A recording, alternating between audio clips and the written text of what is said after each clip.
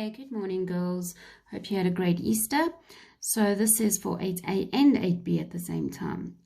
What I've done is I finally had some time to make your notes. Okay, so this is just a quick overview and a breakdown of what I wanted you to do in the last 2 weeks, so that you can just make sure that you're understanding and you're on the right track.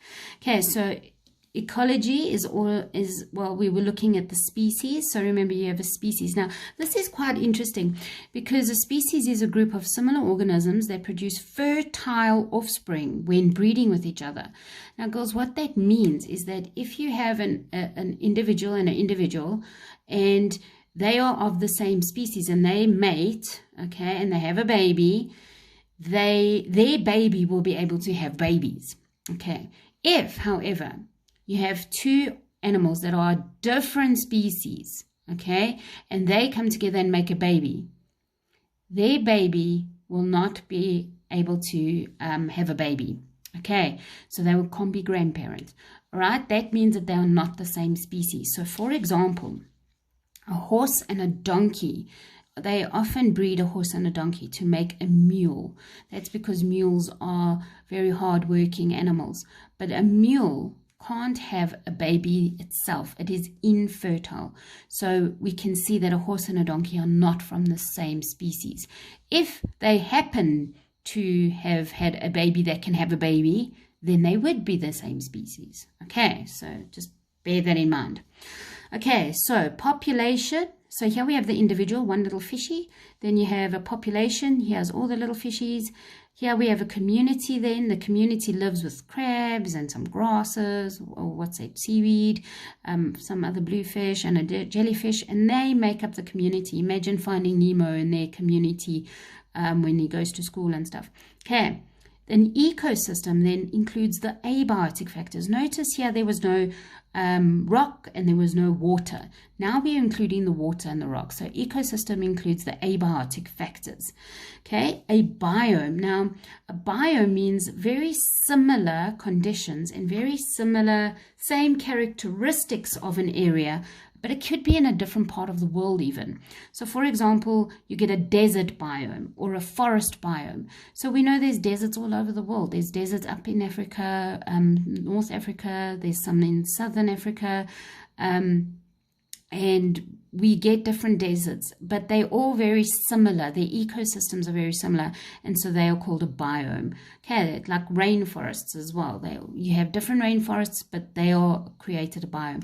So here's our little guys, our little fishes, little ecosystem, and over here, this could be another part of it, but altogether they form the same type of environment, and that is a biome. Then we've got a biosphere. So now it includes everything on Earth where there is something that is living, okay, and that is then the biosphere. Okay, you already did classroom activity 1 and marked it. Okay, so ecosystems. The biosphere is all life in on the Earth, okay, but it's all life in the lithosphere. The lithosphere is anything that's in the soil, okay? So here you can see there's a rat there. It should have been a mole. But anyway, I suppose rats can also burrow. And you've got worms and all kinds of things, bugs and stuff that are in the lithosphere. And that is talking about all the soil. But it's also part of the biosphere because there's things living in it. The atmosphere. So here we're looking at the air around the Earth. And it also contains living things like bugs and birds, and that is also part of the biosphere. Then we get the waters, so these are dams, lakes, rivers, sea, and that's all bodies of water, and water we know contains a lot of life, and so the hydrosphere is also part of the biosphere. So all of those three things are part of the biosphere. I hope that diagram makes sense. Okay, then we have abiotic and biotic factors. Remember, this is all stuff you should have already done. So biotic factors, all living organisms in an ecosystem or community. This includes animals, bugs, plants, bacteria, fungus, anything that is considered as living. Abiotic, now I want to just point out in biology, when you put an A in front of a word, it means not that. So sometimes you can say, oh, I got the flu, but I had the symptoms of flu. So you were symptomatic.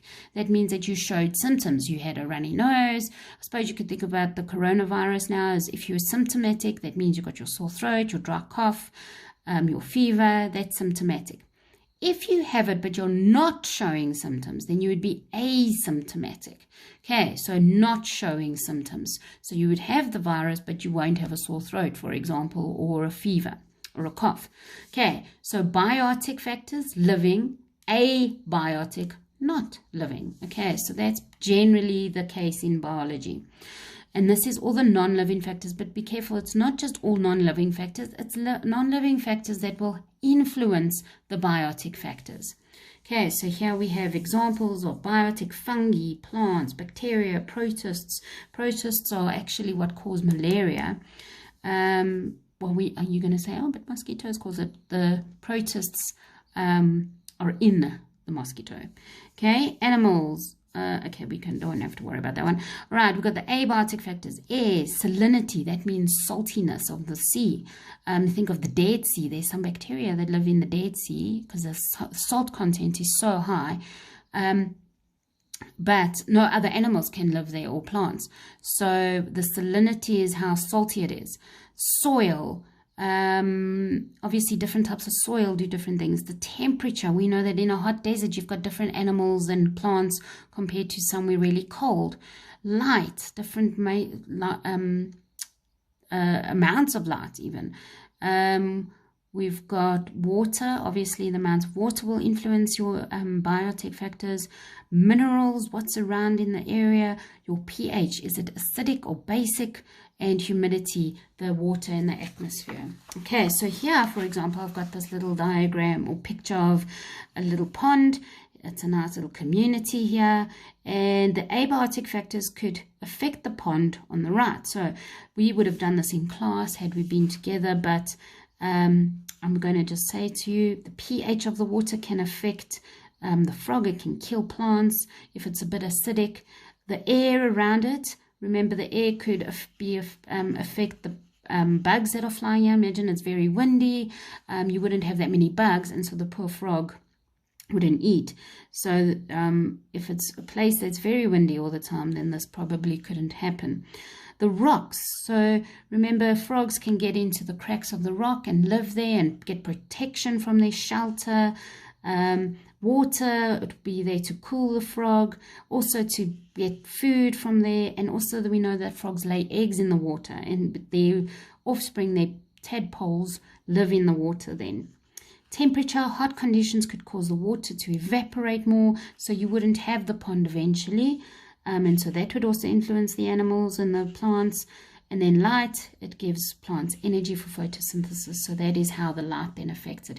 If you're living in a part of the world, let's say the Arctic or in Antarctica, remember 6 months of the year they're living in pretty much darkness. So plants going to struggle through that.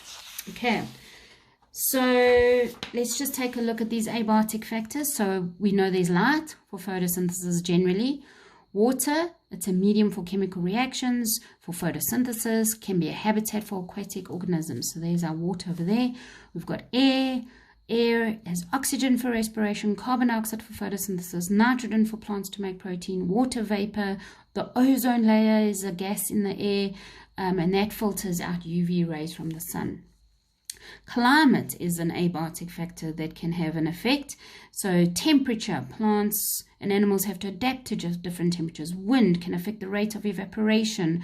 It also helps plants with pollination.